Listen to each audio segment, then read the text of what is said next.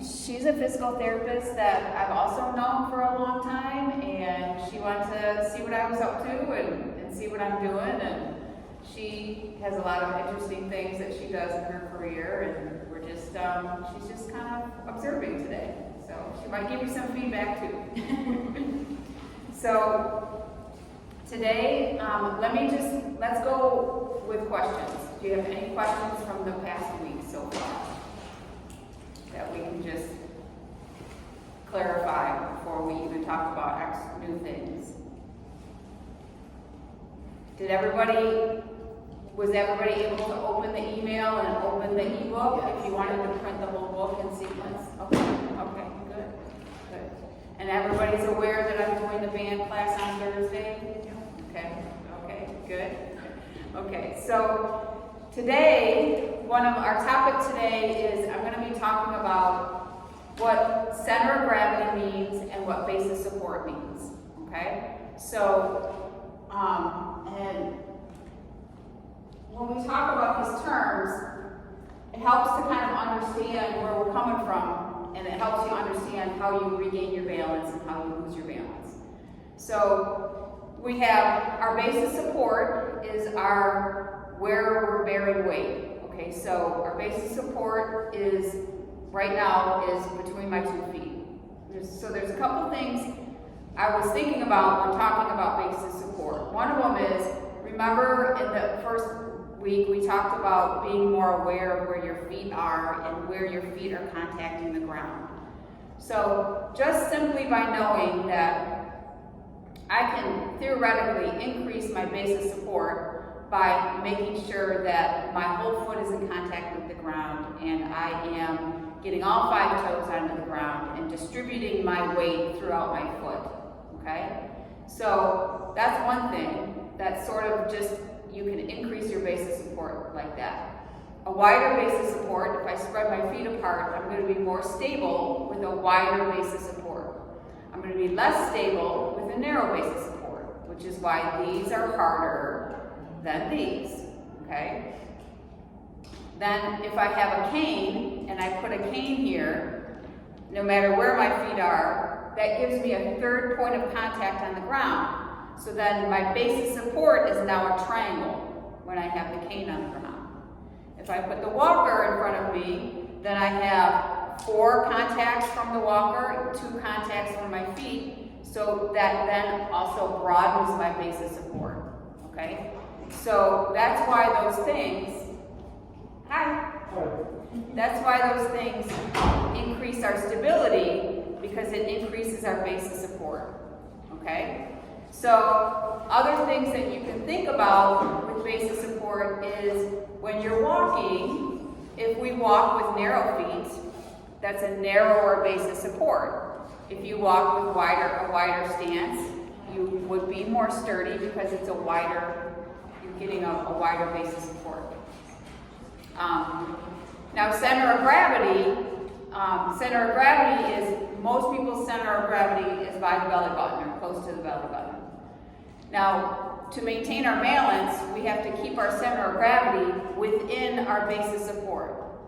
And as therapists, when we're observing people's balance and evaluating balance, one of the things we think about is how far can they bring their center of gravity away from their basis support and still maintain their balance or recover from a loss of balance.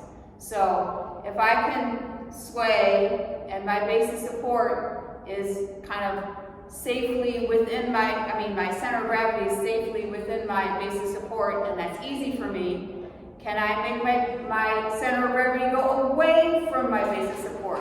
Then I have to step and recover and do something about it, right?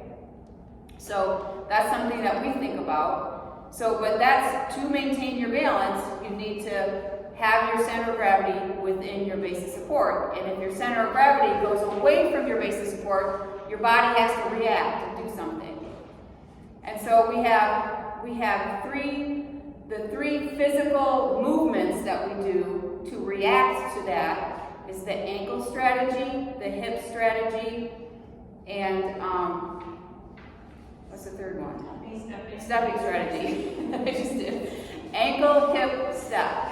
So if you remember when we first did we talked about this swaying exercise and kind of feeling what muscles were working when we're swaying. That triggers the ankle strategy right away. So my center of gravity is only moving a slight amount, but my ankles are working and can compensate for that and maintain my balance. So if my ankles are dormant and sleepy and not doing anything, I'm going to have to do something else. So then my body says, okay, wait a minute, I got to do something with my hips. I got to keep my center of gravity and my base of support. So then my hips do something, and then I get back into the center. And then if that's not going to work, I'm going backwards. My ankles are working hard. I'm still going. I have to stop, or my center of gravity is going to bring me down. So those are the three things that our body does to maintain our balance. So the thing what happens is people tend to get slower with these reactions, and and with the hip, so mobility of the ankle and mobility of the hip is going to affect this, strength and mobility. So if my hips are really stiff, then I'm not going to be able to do much of a hip reaction to regain my balance. Okay, so today, that's kind of what we're focusing on. We're going to do some movements together that are going to open up our hips. We're going to work on some actually practicing the hip strategy. Okay, so that's the new exercise.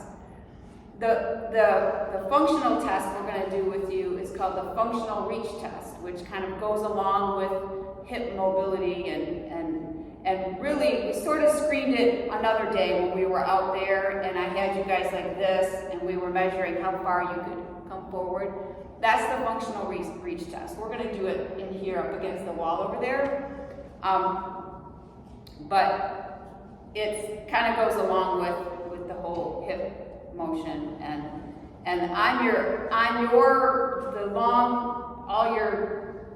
the sheets that you were keeping track of your scores, the functional reach test is on there, and it gives you the normal values, the normative values.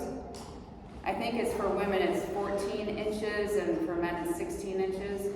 So it gives you an idea, and it's the same as the other ones. If you're not meeting that criteria, then you would be increasing your fall risk. Any of them that you're not going to meet that criteria, you're going to be increasing your fall risk. So, and you don't want to meet the criteria for your age. You want to meet the criteria for the younger age. we want to have big goals. Okay, so that's kind of what we're going to work on today. So let's come on up and do our lap warm up, and then we'll come back in and start doing some of our exercises together.